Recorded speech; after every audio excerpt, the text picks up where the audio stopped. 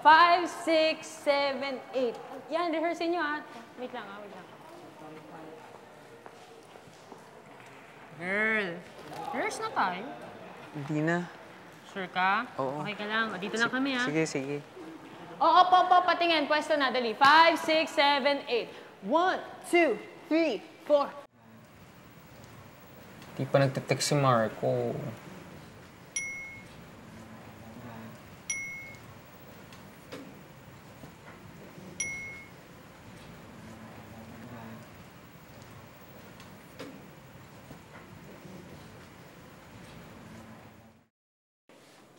Kit?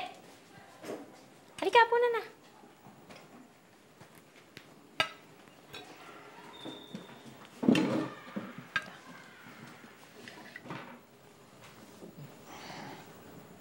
Ma, may sasabihin po sana ako sa inyo. Huwag niyo po sana akong pagagalitan. Ano yun? Alam ko naman pong delikado yung ginawa ko. May na-meet po kasi ako online.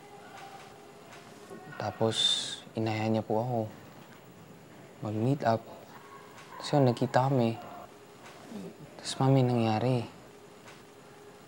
Hindi ko naman nakala na ganun. Sorry, ma. Tiniis ko to eh. Hindi ko masabi dati, pero parang kasi may nararamdaman na ako. Lagi ako nilalagnat, lagi ako nangihina. Sensya ka na, ma. Sorry talaga.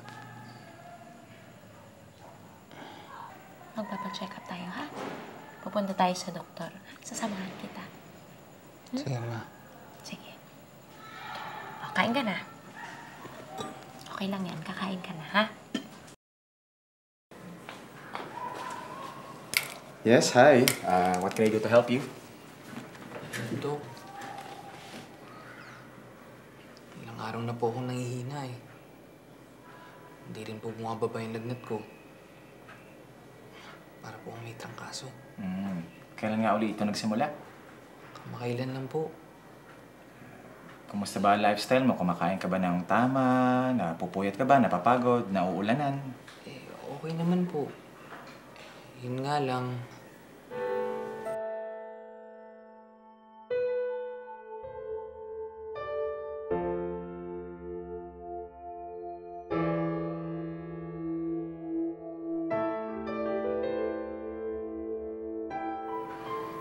Natatakot nga po ako eh. May nabasa po kasi ako online. Tungkol sa HIV. Eh, ano bang alam mo tungkol sa HIV, Iho? Yun po ba yung sakit sa Africa? Hindi lang ito problema sa Africa. Dito rin sa Pilipinas. Ang totoo niyan, merong 30 new cases of HIV. Dumarami ang mga teenagers na gaya mo na nagkakaroon nito.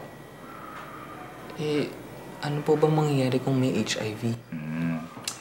Sa HIV kasi, humihina ang immune system ng katawan. Kaya nahihirapan na itong labanan ang mga simpleng infeksyon tulad ng ubo at sipon. Lalo na kapag malulubhang sakit gaya ng pneumonia, tuberculosis at cancer. Tapos yung huling stage ng HIV ay yung AIDS o Acquired Immunodeficiency Syndrome. Sa AIDS, lubhang humihina na ang resistensya ng katawan, kaya madaling nade-develop ang cancer na dala ng mga virus. Ang HIV, panghabang buhay ito. Wala pang lunas dito. Saan po ba nakukuha ang HIV? Ang HIV ay pwedeng makuha o maipasa sa tatlong paraan. Ang paggamit ng contaminated needle, ang pagsalin ng dugo na may HIV, at sa sex, lalo na kapag marami kang sexual partners. Pero hindi ito nakukuha sa pakikipaghalikan, sa simpleng paghawak, o sa pakikipag-usap, o sa paggamit ng parehong kubyertos. Pero mukha naman pong walang sakit si Marco. Iho, walang tiyak na sintomas ang HIV. Kailangan mo ng antibody test para malaman kung may HIV ka nga. Iho, seryosong sakit ito. Kung may suspecha ka, mabuting magpa-test ka kaagad. Mabuti na yung habang maaga, handa ka na.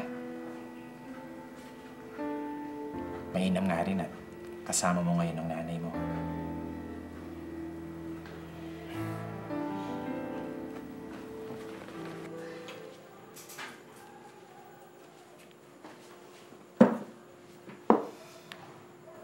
Prom mo ngayon, di ba? Hindi ka talaga pupunta. Alam mo na, baka makatulong pag nakita mo yung mga kaibigan mo. Hindi na po, ma. Dito na lang po ako.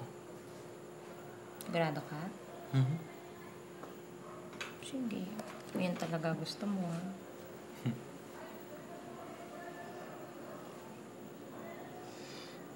Nak, Mhm. salamat ha. Sinabi mo agad sa akin.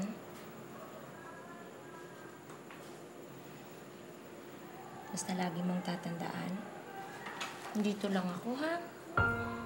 Ito na.